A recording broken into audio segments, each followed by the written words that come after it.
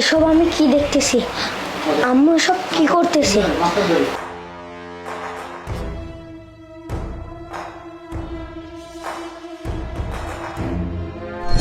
ও no শাশুড়ি আম্মা, এখন থেকে দেখবো তুই কিভাবে বেঁচে থাকিস, আমাকে জ্বালা যন্ত্রণা কিভাবে করিস। আজকে তো শেষ দিন। আরে এই জুসটা তো মনে হচ্ছে আম্মু দাদিকে খাওয়াবে। না না, এই জুসটা দাদিকে খেতে দেওয়া যাবে না। যাই, আমি যাই। আম্মা, কি অবস্থা আপনার শরীরের? অনেকদিন ধরে তো অসুস্থ হয়ে বাসায় পড়ে আছেন, তাই ভাবলাম নিজের হাতে একটা জুস বানিয়ে আপনাকে খাওয়াই।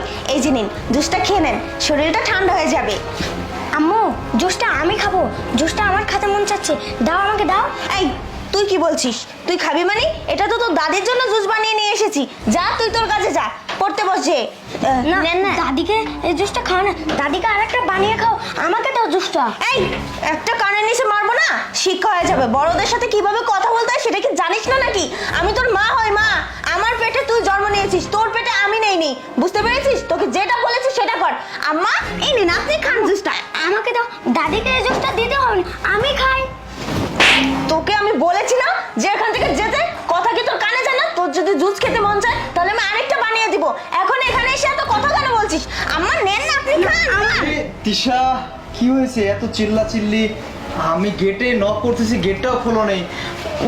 আর বলো না, আসলে হয়েছে কি, তোমার মার জুস খেতে মন চাইছে তো, তাই নিজের হাতে ঠান্ডা একটা জুস নিয়ে এসেছি। আর তোমার ছেলে দেখো না কি বাহানা করছে, বলতেছে এই জুসটা নাকি ও খাবে। যদি খেতে চায় তাহলে আমি পরে বানিয়ে দিব, তাই না? হ্যাঁ সিয়াম, এটা তোমার দাদির জন্য বানিয়েছে আব্বু। তুমি এক কাজ করো, তুমি ওখানে গিয়ে একটা বানিয়ে তুমি খাও, এটা তোমার দাদি খাও। হ্যাঁ, না না আব্বু, এই জুসটা দাদিকে খেতে দিও না, জুসের ভিতর আম্মু কিছু দিয়েছে। একটা কানে নিচে মারবো। দিন দিন বেয়াদব হয়ে যাচ্ছিস, তাই না? জুসের ভিতরে কি দিব আমি? দেখো আরে, ওই বাচ্চা ছেলের কথা কি বিশ্বাস করো? ও দিন দিন একদম বেয়াদব হয়ে যাচ্ছে। ওকে পড়তে বসতে বলো তো, যেতে বলো। তিশা দেখো, আমার ছেলে কিন্তু মিথ্যা কথা বলে না। জুসটা তুমি অনেকক্ষণ ধরে কেঁচাচ্ছ। আচ্ছা, এটার মধ্যে কি আছে বলো তো? কিছু নেই, যে আমাকে খাওয়াই দে আমি। হ্যাঁ, না দাঁড়াও, জুসটা তুমি আগে খাও। আম্মুকে খেতে বলো। আমি খাবো মানে আসলে জুসের ভিতরে তো কাজ, ও মানে ঠান্ডা আর কি দিয়েছিলাম আর সেজন্য আর কি। ও আচ্ছা, তুমি তাহলে জুসটা খাবে না, আমার মাকে খাওয়াবে, তাই না? আমার মা জানো এই জুসটা খেয়ে একদম ঘুমিয়ে পড়ে সারা জীবনের জন্য, তাই না? না না, জুসটা খাইতে বলছি, জুসটা খাও তুমি। আসলে জুসটা খাবো কিভাবে আমি? এই খাইতে বলছি না, খা জুস। না না আরিফ, দেখো আমি জুসটা খেতে পারবো না। কেন খাইতে পারবি না জুস? কি আছে এটার মধ্যে বল? দেখো আসলে আমি, এই যে, ও মাই গড, হিসাব করা যায়? হ্যাঁ, এটা কি? আমার ছেলে, আমি জানি মিথ্যা কথা বলে না, সে সত্য কথাটাই বলছে।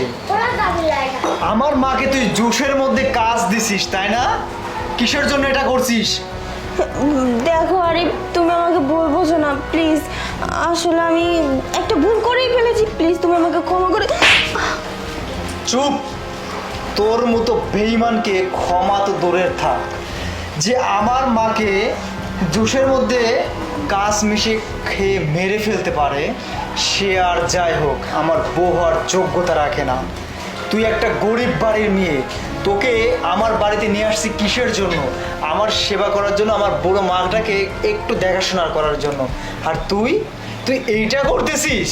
হ্যাঁ, বের হ, বাড়ি থেকে বের হ, এই মুহূর্তে বের হবি। আরিফ, শেষবারের মতো কি আমাকে ক্ষমা করে দেওয়া যায় না? বের হইতে বলছি, বের হ, গেট আউট।